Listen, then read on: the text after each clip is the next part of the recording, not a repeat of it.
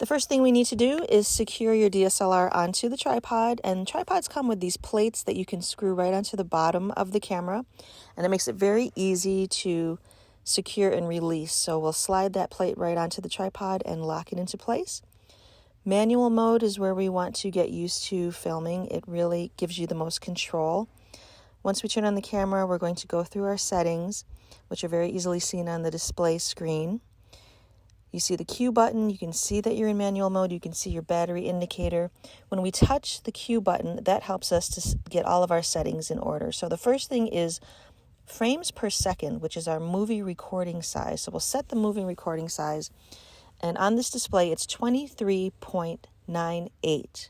That's also known as 24 frames per second, but you want to make sure you're at 23.98 for your movie recording size, and then 1/50 is your shutter speed, and those two first settings are related, so we're just going to set those up always. The next setting is autofocus, and this particular camera has a great option. It's called face tracking autofocus, and that's what I like to do when I have a speaker, so I can make sure that their face always stays in focus and the camera always follows them.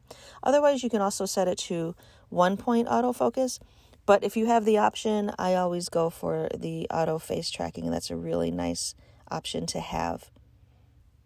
Next, we are going to set up our volume, so you can set your audio recording level, and you don't want to have it too high. Keep it on the lower side, depending on the type of microphones you're using, but you can always keep it toward the lower end of the spectrum. And then if you are using headphones, I adjust my volume of my headphones all the way up to maximum so I can hear it very easily. This setting we keep the same all the time. I never change that. And then we want to go into our white balance. And white balance to start, you can go right into auto white balance if that helps you. Otherwise, you can adjust for whatever setting you're in. So they have different settings past the auto white balance that you can set if you're filming in daylight, if you're filming in the shade, cloudy, or tungsten, which is a warm light, and then the camera will adjust for that. But for now, keep it in auto white balance, and that'll be really helpful to start. The picture style, I always keep in standard. We never have to change that. And those are your basic settings. When we hit the info button, that will give us different ways to display our settings. I usually like to keep it on this setting so that I can see everything while I'm filming at the same time. Then you'll be ready to hit the record button on the top and go ahead and film. You can see your recording indicator on your display. You can adjust your zoom in and out depending on the lens that you have. Most of these basic kit lenses come with that adjustable lens.